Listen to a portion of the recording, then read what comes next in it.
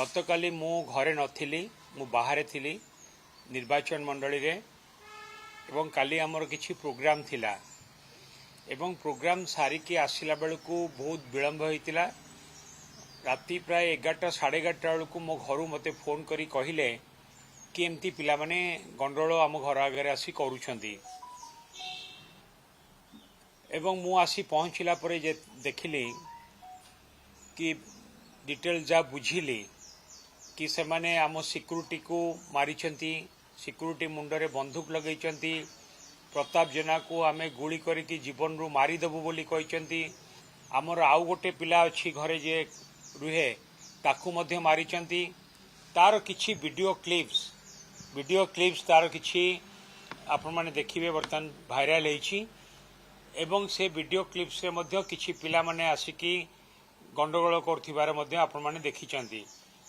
से माने एठी जोरे चित्कार करिकी स्लैंग लैंग्वेज रे गाली गुलस करिबा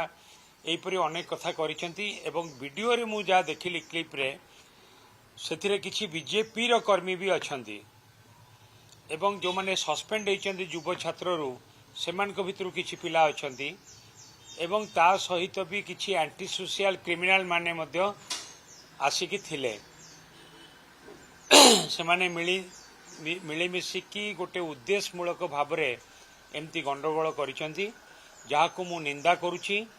एवं ए घटना घटिला परे आमे पुलिस रो दृष्टि आकर्षण करथिलु। पुलिस मध्य राति रे काली आसी पहुंचीथिले, गोटे एफआईआर भी दिया जाइछि। एफआईआर अनुसार पुलिस मध्य आमको प्रतिश्रुति देइचंती कि आकु नै कि से माने कार्यानुष्ठान नेबे एवं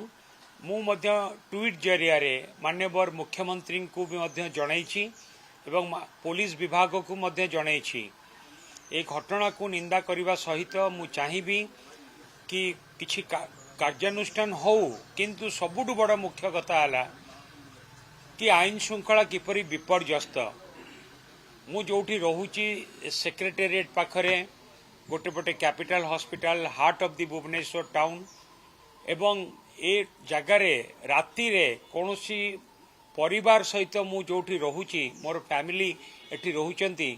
सेठी आसिकी एमती गोटे गंडोल करिबा केते दूर उचित